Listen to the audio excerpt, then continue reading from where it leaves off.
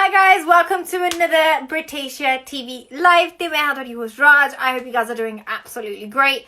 Today I have one of the coolest and the most dopest person I have ever seen in like the music scene. Certainly from like, you know, from an Indian background. Like I find her so cool. She's just so different, so unique. And it's Raja Kumari. She has been one of the only faces I have seen in mainstream music from like the Indian background, and it's absolutely amazing to see what she's doing. I'm actually gonna send her a link right now to actually join my live, but guys, she's actually insane, so it's gonna be absolutely amazing to actually talk to her today.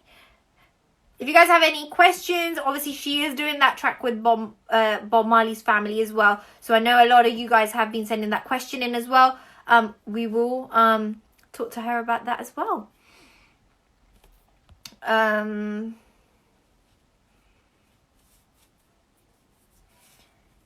Yep. I hope you guys are having a good day. Can I just finish my tea? Yeah. We're good.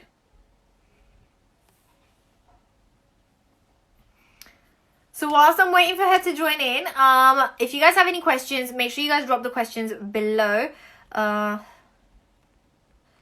Any questions? Comment below. I'm gonna put a little emoji as well. I've been really like into emojis recently. Like I've been playing around with the emojis quite a lot, so just the fact that I can't find the finger emoji now. There we go. So I'm just waiting for her to join in. You know what? I just need to see if there we go. I'm gonna add her in.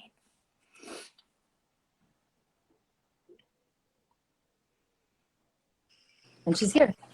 Hello. Hello. 1 second. I just realized my light is like way too bright and it's making me look like I'm a different color. Thanks for not being the one that uses this light. I only use I like have my regular FaceTime conversations with people now with this light because I'm addicted to being well lit. Like I'm just like, no, this is my skin. One of the dopest person in the music scene. I find you so cool, Raja. Like you are absolutely amazing. You're so sweet. Thank you. I have seen you always start everything you do with a Sat Shri Akal, so I'm gonna say Sat Shri Akal and Namaste to you as well. How are you? How has it been? Like, how's the pandemic and all of that? Like, you know, getting to you. Yeah, I mean, I think it's getting to all of us. I think we're going through a collective trauma, but I think there's also this like hope and resilience that's coming out of everything. And I would say personally, I mean, I think we were setting up for a very big year in 2020. You know, I just signed my new deal. I was just signed to Nas. And, you know, this has been, I guess people could call it a setback, but I've read all those nice quotes that tell me it's not a setback, it's a setup. So 2021 will be bigger, I'm sure. But it's been a year, honestly, this whole year now since the pandemic has begun has been about self-love, self-care, and centering myself in a lot of ways. Wow, it's 11/11 in LA. Good luck for us. As I said, I was centered. So I really feel like, you know, I've always talked about these things in my music, and I'm wondering if this quarantine and this time period was for me to really get things in check. So when I go back out in the world and we're all out there, that I can be stronger and have more things to spread and things to share. That's amazing. And you have been an inspiration to so many people, not just in the Indian community, but around the world. Damn, like I have so many questions for you. I don't even know where to start. Being born and like brought up in LA, but then having such an Indian culture, everywhere you go, we have seen you be so traditional, so connected to your roots. What is it that keeps you kind of connected and like, you know, just there? Yeah, I mean, I think how you're raised, how you begin your life is important, like the foundation. And for me, you know, growing up in my household, my parents were very traditional in the way that they cared about classical music. They cared about classical dance. My mom wanted to be a dancer, and I think my dad and my mom always had this idea that I would like learn classical dance. So it was a lot of support in the home for that, and that made me love my art so much. And when I, started making music, it was really like a rebellion from dance, like in a lot of ways. Like I had been dancing until I was 14. I had toured India. I had done so much as a kid, like, over 200 performances, just been performing since I was basically alive.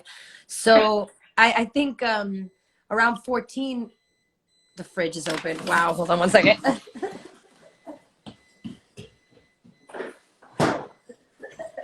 Absolutely love this about Instagram Live. My fridge was open. Yeah. What was I saying? Jeez. Yeah. I think that like when I started making music, for me, hip hop was like my revolution. It was my way of kind of rebelling against all that. But even when I did that, I didn't want to leave behind what made me who I was. So I'd have to give the credit to my parents for instilling in me the culture, but not just making me learn it, but showing me why it was awesome, taking me to those temples, letting me experience seeing everything myself and having a personal connection. I only really heard stories about the Ramayana and Mahabharata as a kid. So I like Hanuman more than Batman, like that's just the way it was. So I think it's just, the way I grew up, but I'm happy that people are responding to it and that, I get to kind of make art like this. And art, you have taken it mainstream. Like you are one of the very rare Indian faces we see in mainstream. How do you personally kind of feel, because there's so much, like, it's very rare to see, like, Indian girls going out there doing their thing and just doing it in such a, like, cool way as well, and like smashing it. But you have been one of the only faces, like one of the only faces. So how do you personally feel about that? Is it because, like, we have like a restricted background, or is there something like holding Indian girls back? Huh. It's always so interesting to have these interviews because people tell me matter of fact to my face that I've made it. And I'm like, and then like, I'm like thinking there's so many things I still have to do, but then I'm also looking at myself in this. So I'm like, okay, accept some of these things have happened to fruition.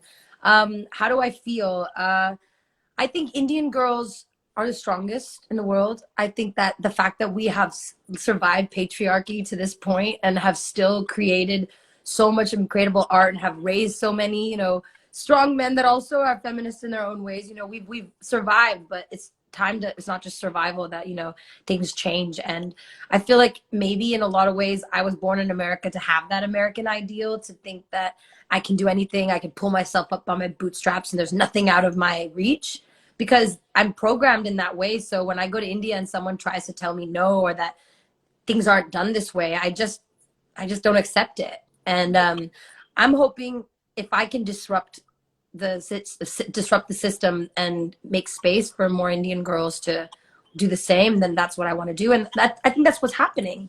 Yeah. Especially with like MTV Hustle, like finding all these female rappers and just continuing to give them a platform. And I mean, honestly, personally, I'm out there always looking for new artists. I'm going to, I want to sign artists and develop them and, put out more music into the world that, is coming from artists that are centered and authentically themselves, because we keep having these situations where artists are forced to like do things that they think the society wants, and it's a disservice to the artists themselves.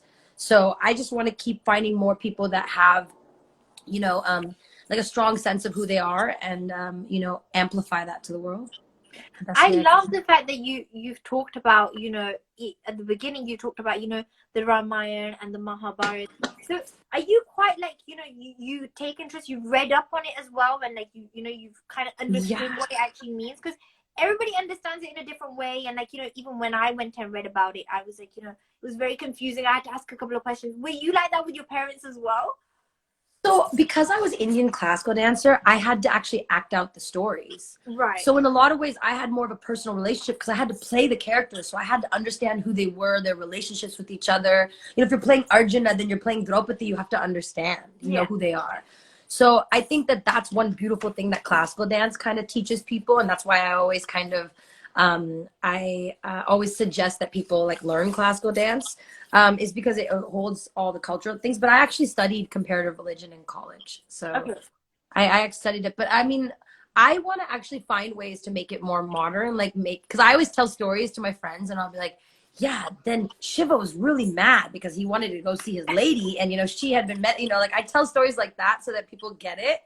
So I'm gonna find ways. Maybe I'll work on some comic books, or I'll work on some things that will tell it in a different way. That's great. Actually, do you kind of feel like the culture's kind of being left behind now that, like, you know, there's this whole like news thing happening, and like not a lot of the younger generation will go out their way to read about the Ramayana, or will go out to read, or like, you know, look at things. Do you disagree with that? No, it's just our job to keep the, like, if a story or if a culture has survived for 10,000 years through oral transmission and people teaching the culture, if we stop in 50 years, then of course it's going to disappear. So there are people like me, you know, it's okay if you don't know it, because it's people like me that are going to make sure that it's told again. And maybe I'll make a film and the characters will be like the Ramayana, but it'll be a different story so that it can be understood. So it's just about us continuing to, you know, keep the storytelling alive, because it's not about just telling a story about something in the past. It's about all the things it teaches us, you know. Like, people keep asking me, like, lately, I guess I've been like really into wellness, you know, so I talk about it a lot on my page. And you know, one of the things that I talk about is water, and that how if you drink a gallon of water every day, like, it literally cured my depression. I was like full on in depression.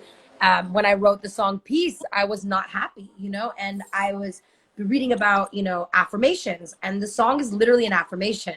I got peace all around me, ain't no drama these days. You won't see me when I'm coming, because I'm changing my ways. I hadn't changed my ways yet, but I was saying it so that I would.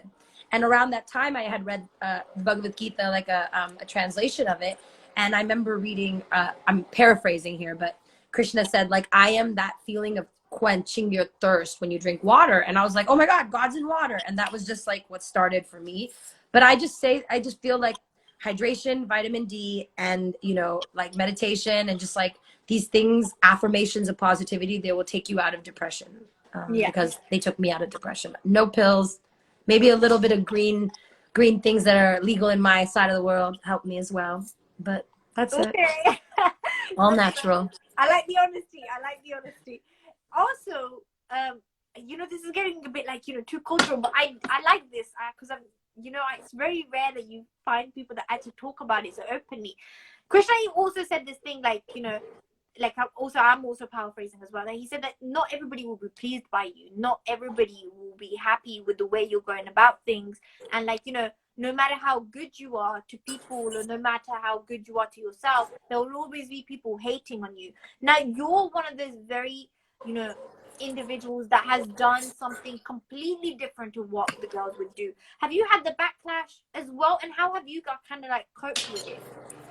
Oh, of course. I mean, it's just really like, if you feel like opening your DMs, then you'll get your backlash, you know, whenever you feel like reading. I'm gonna put these headphones in because I want to hear you a little better, because I want to give you guys, oh, everybody's seeing me one, open up my fridge and close it, and now yeah, you know, there's gonna be backlash for everything, and especially now everyone has so much time. They're just like at home, like ready to like give their tirades.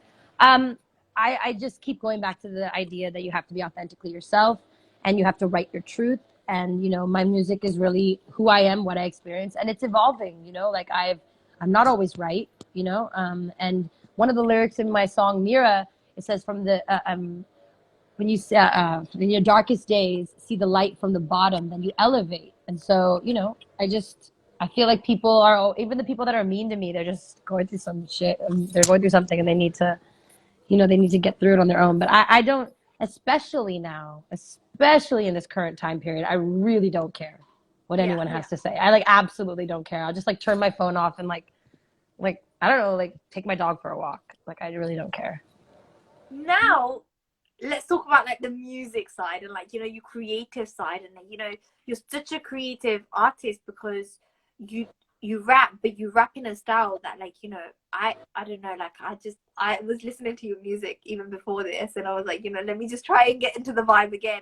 And like, and lots of people comment as well, like, you're the queen, so you rap like a queen as well. What's like your inspiration behind the music, and where does it all come from? Because you even talked about, like, you know, depression, and that's how you write, but like, what is it that— Okay, I'm gonna tell you, but first I have to sing something because people are getting mad at us because Yeah. I'm not singing.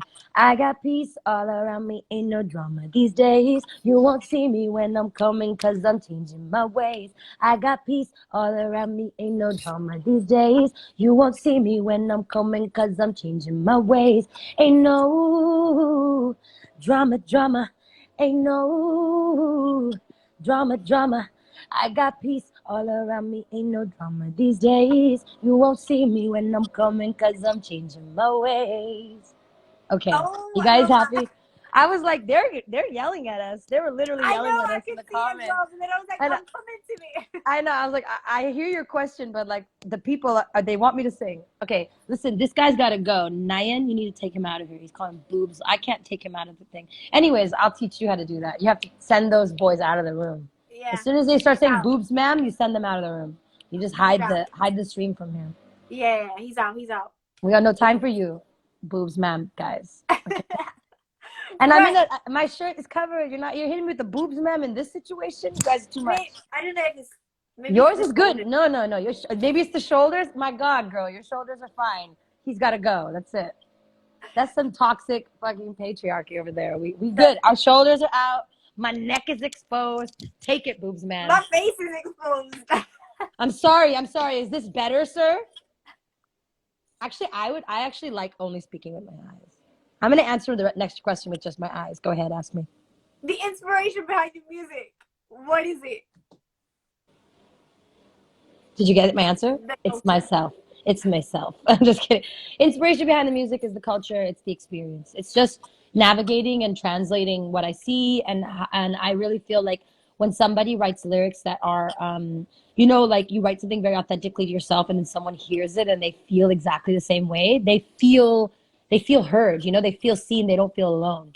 So it's almost like my struggle, like songs like Still Care, really hard to write. I wrote them because somebody else is going to hear that and they won't feel alone. So it's just about, letting that go. Just my inspiration is my fans, myself, just the world, man. We out here. Amazing. You were also nominated in some of the biggest awards.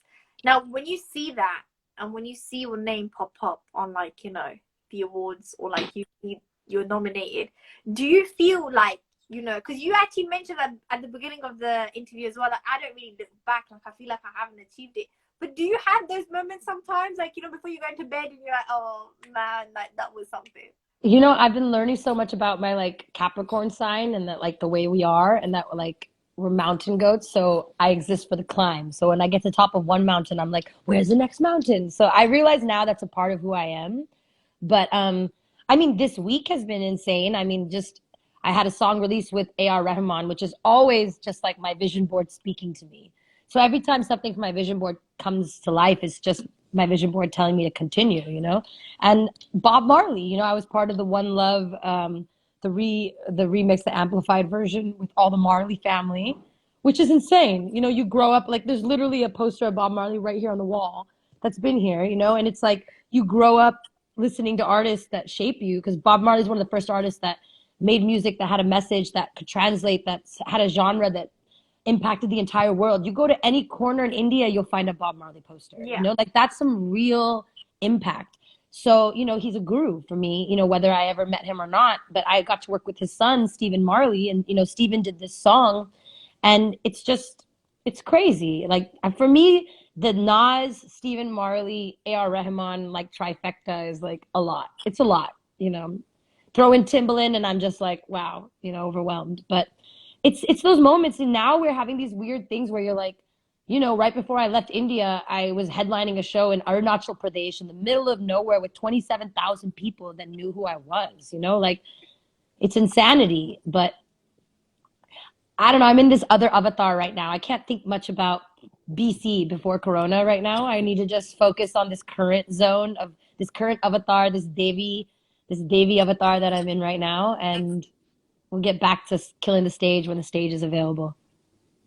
To be honest, I was gonna come up to the whole this remake of the track One Love that you guys are doing, and like this collaboration, it's with the Bob Marley family, it's incredible. Like people have been waiting for this for so long, and it's it's a legendary thing. It's like an iconic moment happening in the whole thing and in the whole music scene, and the whole money collected from that track is actually going to charity as well. Oh, of course. Of course. Tell us a bit more about, you know, the whole background. How did you get approached? Did you know you were going to get approached, or was it just... I think everybody on my team knows for me, my philanthropy is more important to me. Like, I mean, I love doing the music, but I do the music to give opportunities for me to actually do my real work. Like, when I leave this earth, I hope I'm remembered for my philanthropy more than my art, you know? So I think everyone that works with me knows I want to do these things. So it came in through my label, Universal. Devraj Sanyal, you know, he's amazing. And I think my label now, like the position I'm in, I think everybody really knows my dreams and my goals, and we're all just working together to make that happen. So I'm just, yeah, when I got the call, I mean, it was a no-brainer. I got this, you know, I sang my parts, and you know, it just happened so quickly. And I think that's also what's happening in COVID times. It's like things happen so quickly, and these huge things are happening, and we don't realize it because we're doing them from our living rooms. But, you know, insane stuff's happening. That would have taken me out. If we were in the middle of my tour season, I would have stopped everything and been like, Bob Marley's on a song with me, you know? So it's a big moment. Yeah, yeah.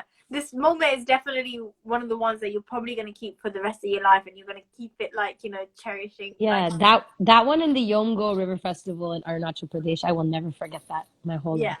Yeah. One of the things that, like, you know, you told me that, like, you know, your culture kind of keeps you going, like, you know, your family's got a massive part in your life as well. But LA, growing up in LA is completely whole different vibe to, like, India, the culture. Growing up there, was there like a thing where you kind of felt that you couldn't really express your culture so much? Of course.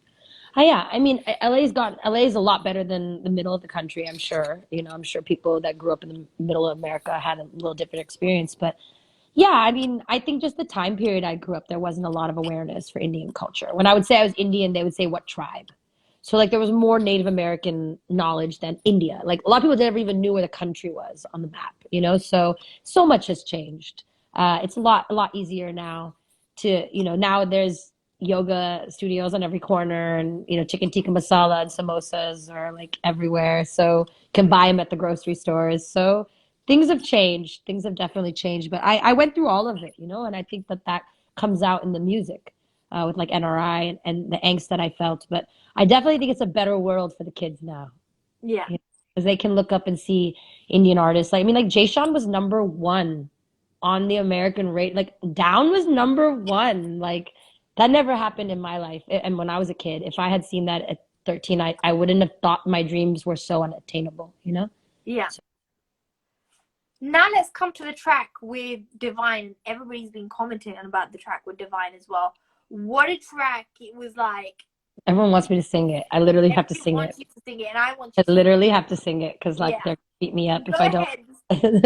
So ask your question, I'll answer it, then sing it. That's the reason you're gonna keep them listening, because they don't care about anything we're saying. They're just like, they don't. They just want you to sing. Look, when you started singing, okay, there you go. What's the question about City Slums? Maybe you might want to answer that question. When did you start singing? Oh, phone calls from my Indian matchmaker. That's its own thing. It's its own issue. That's another whole interview. There was a question, when did you start singing? You might want to... Yeah, I mean, I was singing like, you know, just as a kid from like birth basically, but I recorded my first song on a professional microphone at 15 years old. So it's been quite some time. Right. Where? So as I was talking, I was saying the track with Divine. Now that track was a whole different kind of vibe. It had such a, like, you know, deep meaning to it as well.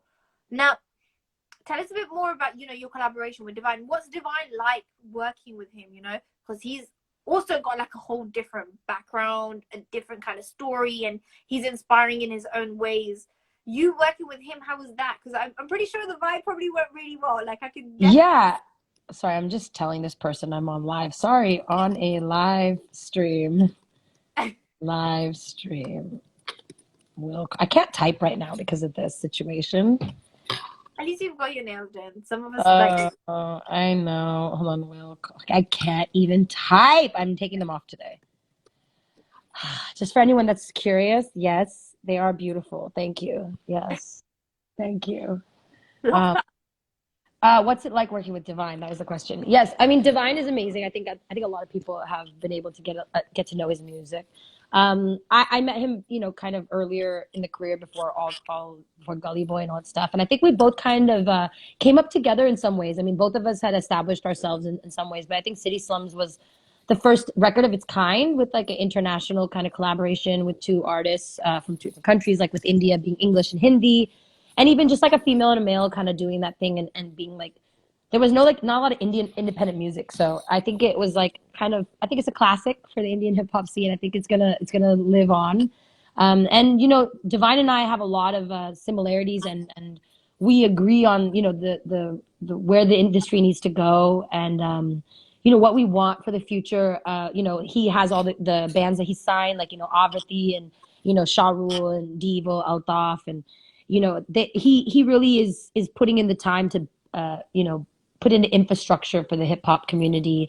And Divine and I are now both signed to Mass Appeal, so that's been always a great thing. And we toured a lot, like when I first came into India, but it was really good to work with him because I think I was able to kind of understand a lot more how Indian people really feel that live in India. Like a lot of things that we perceive from the diaspora and we say things are sometimes rude. They're sometimes wrong. There's sometimes they're not what it actually is. And I think being with the Gully Gang and kind of being with Divine around with Divine when I first came into Bombay and getting to know the city, I learned about the city in a real way. So I feel like that really helped me a lot, with my music. And I think we helped each other a lot with the different sounds, and it's been really fun collaborating with him. I think the music we've created has made people happy, as you can see.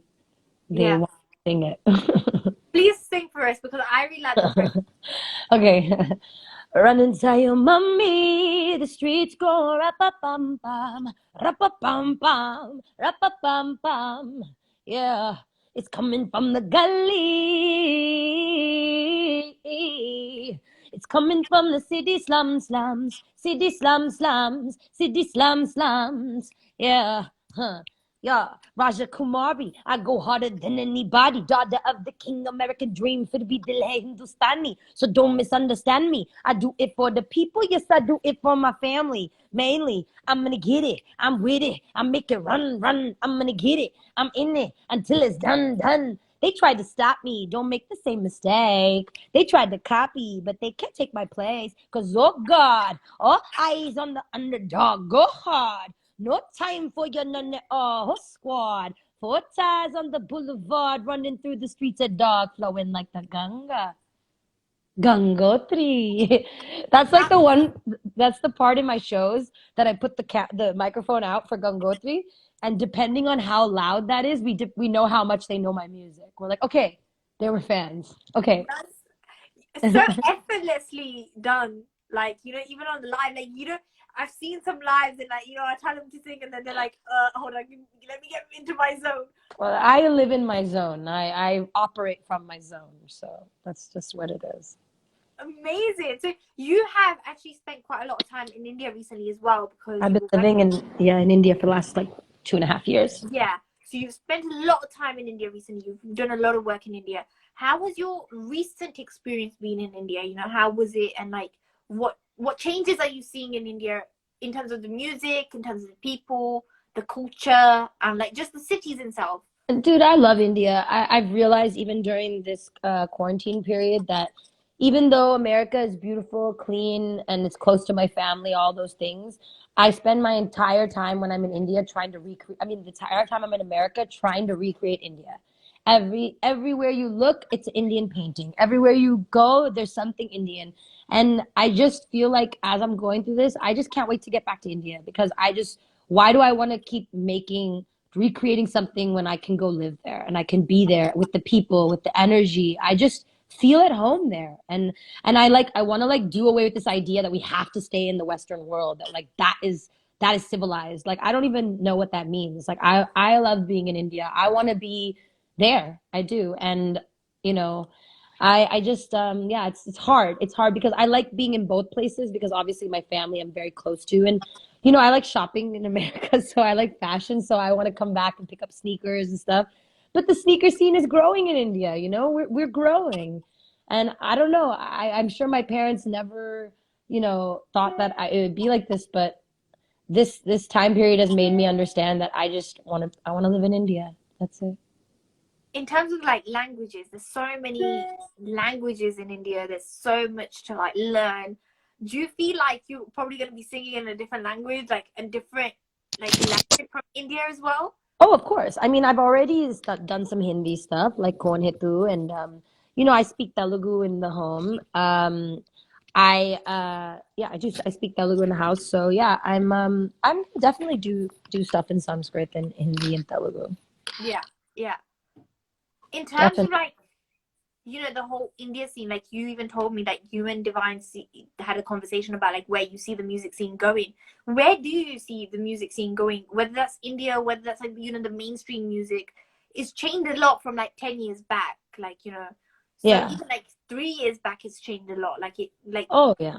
So much. I mean, if you just think about like for the Indian scene, you should think about before Gully Boy and after Gully Boy. yeah, I, I yeah, think that's like a good, I think that's a good, I mean, there was a lot that happened prior, but like, I think Gully Boy, the film, I mean, we were all, I think Zoya Akhtar did an incredible job of like really putting the real scene like on, you know, like all the boys, all the kids in the ciphers are the real rappers from Mumbai. Those are the real guys that have been on in the real scene, you know? So, um, I think that what one thing Gully Boy did for all of us was helped the Indian community understand that rap is rhythm and poetry. And this is something that, you know, we come from a culture that has celebrated poetry for hundreds and like, you know, thousands of years. We're known for poetry. So I think it helped the older generation understand us a little bit and start to listen and accept us. And, you know, you can see it now, like all the films have like their rap songs and like, you know, all the different, you know, different people are rapping in the video in the movies. You know, Ranveer started this trend, and now we have it going. Now Ranveer is the top paid rapper in India. You know, yeah. what are we gonna do? You know? The whole thing with like, you know, Gully Boy and like, you know, the rap scene, before that, maybe it was judged quite, you know, in a different way. Now everybody's got like this different perspective of it. Do Well, you think?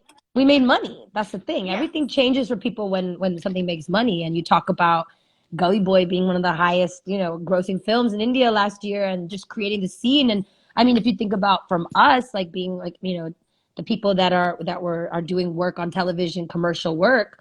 I mean, it's the amount of work we got exponentially has risen, and also like the kind of budgets they're willing to work with. Like, I mean, the respect is level has changed, and the thing that's so great about that is it makes rap music a viable option for life. You know, like people can become famous making rap music and make a career and a livelihood from it. And I mean, it takes a lot of effort. It takes a lot of touring to do that. So we're kind of in a little interesting space right now. We have to be really creative because touring is really where people make their money. So hoping for a return to tour sometime soon.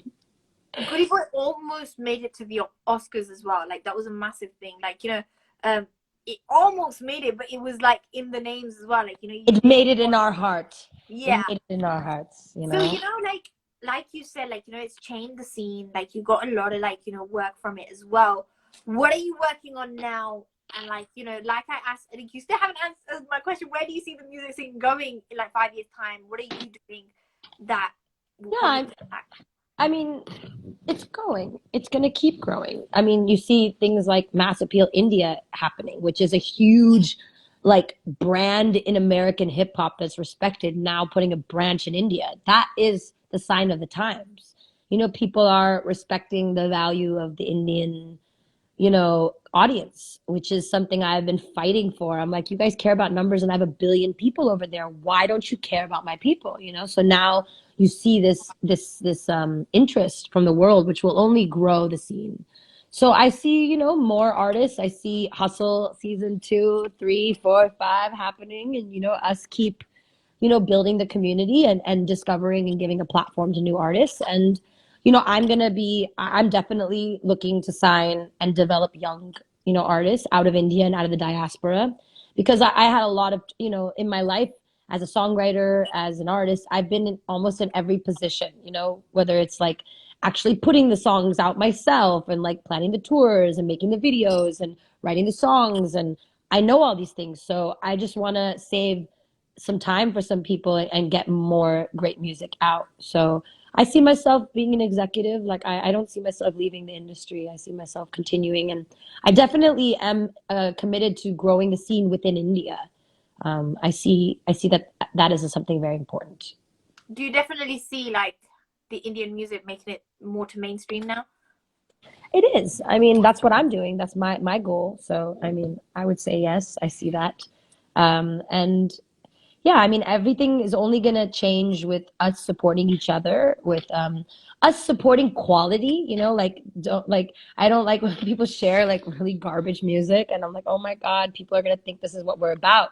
I think it's important. See, Navs 47 is in here with their green hearts. It's important to make sure we share really quality music like Navs 47, who is the dopest Tamil rapper out of Canada, and she's an incredible female rapper. And if you guys check me out on my page, I always talk about all the artists that need support, because we need to raise up quality and we need to raise up everybody with quality, because people need to look at us and know there's not just one artist, that we have our whole community is so talented. And the more we support each other, we're going to have that movement, the way that in the UK you guys have a lot more presence, and we don't have that in the US. And I think even Canada might have a little more presence because it's been a little bit longer, since the immigration, and it's more part of the culture. And so I want that in the US, and I want that all over the world. I'm excited to see what you've got in store for us. I've got a couple of questions, just like what fans have sent in, and like what we have got from some of the team members as well. Who's the next collab? Obviously, we're hearing the collab very soon with the Bob Marley family, but I can't tell you, honey. You're gonna have to watch. You're gonna have to watch. I got an album coming out. It's full of collabs. I got a lot of shit coming out, so you just gotta pay attention. That's it. So a lot of collabs coming. We will be hearing quite a lot of collabs. Yeah, I mean, there are some collabs on the album, and I am definitely, I have a couple things in the works. They're not mine to speak of. They're other people's projects, so we have to wait it out. But I'm definitely working. I have a whole studio set up downstairs. I am recording. My album is complete. We are trying to make art in the quarantine. We're trying to make videos. I mean, I can't produce at the caliber I was producing, when I was in India and with a full team of 100 people, with sets, but we're doing our best to, express, what I can in the quarantine and keep it moving and keep the art coming out, because I think people need music and they need art. So I don't want to like slow it down waiting for when I can shoot. I'm just doing what I can, and, giving people music at the end of the day is important. Will we be hearing music quite quickly, like quite soon, or is it going to be like, are we going to be waiting quite some time before we hear some new music? No, I mean, you just got a new song a few days ago. There was a new single about 2 weeks ago. I feel like people in the community are over things within a week, and literally it takes us so much to create one thing. I need you guys to listen to it for at least a month before you ask me for new music. I swear. Yeah. It took so much. Everybody that made that Peace video risked their lives to make that video because there's a pandemic. So everybody's gonna have to just be be patient a little bit. I'm doing my best. I don't wanna get sick, so I can't do too much. But I'm here. If you want to follow me on my wellness journey, go ahead and follow me on Instagram. And I keep coming on live whenever I feel like it. I give little free shows. I do little concerts on my Instagram whenever. See, people are asking for City Slums again. Sky, her name is Sky Kona. I already sang it. His name. Abhi, I just did it, yaar. I love that. What are your favorite tracks? What has been your favorite track that you've sang yourself? Yeah, I mean, they've all been special. Mute is special. It's the first one. Believe in You. I mean, they're all special to me. I like the fan favorites are also my favorite. Like the ones that the fans get excited about, like Mira, Believe in You. Those are my favorite songs. That's why I made music, So I love all my music, or I wouldn't have made it. Anyone you want to sing for us? Any of your favorite track, like a track that you probably enjoy singing the most? Here, instead of me, let's ask the fans. The next person that suggests a song, I'm gonna sing it. Let's see. Next. We're waiting. Can we look at Arcade Studio next time, honey? It's downstairs. Please, one time. Come on, you guys. Give me the next person to suggest a song. And don't say City Slums. I already did it. City Slums. Next one. Come on, guys. I did it. I did it. I did it. I did it all by myself. I did it. I did it. I don't need no help. Now who did it? You didn't get it. None of it. Don't disrespect me. You had your minute. Now let me get it. Now let me get it. Now let me get it. Get it. Done. Did it. Done. I love that. Done. Done. You always talk about beat. You always talk about, you know, the rhythm as well. That, you know, rap is all about rhythm. Tell us a bit more about, like, you know, your learning process of like learning the rhythm. Obviously, you did dance for quite a long time as well. Yeah, I mean, I studied it in classical dance. That is the basis of my study of rhythm. And I mean, I talk about this a lot. You know, it played a role in the rhythms in classical dance are very similar to hip hop. Everyone wants kone tu. Kone tu hai tu kidhar ka, jaise aaya वैसे ही वापस निकल जा.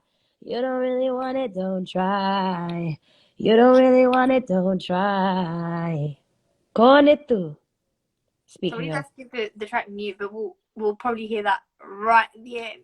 Well, I think it is the end right now. I have another interview right now. Oh, you do? Okay. I have to go. Yeah. Anything you want to say to your fans? Anything you want to say to, like, you know, obviously everybody watching, and, you know, just some of the things you want to say? Yeah, you know, I would just say, you guys stay safe in the quarantine. You know, if you can, stay at home. You know, I know everyone's fatigued, but keep it together because it's only going to be worth it if we're alive. Drink water, love yourself, put yourself first, and stream peace. That's great. Before I let you go, can you sing mute for us? Because somebody did request. Oh, shit. No, I can't sing anymore. You guys watch my music, stream it. I sang you 3 songs. I love you. I'll come live again. I'll share it, and then everybody can listen to it as well. Arey yaar, I sang 3 songs, yaar. This... Done, yaar. Thank you so much, Raja, for joining us. It has been great to actually have you in conversation. You're absolutely amazing. Keep doing it. Thank you. And good luck. Thank you. Bye, guys. Yeah, bye-bye.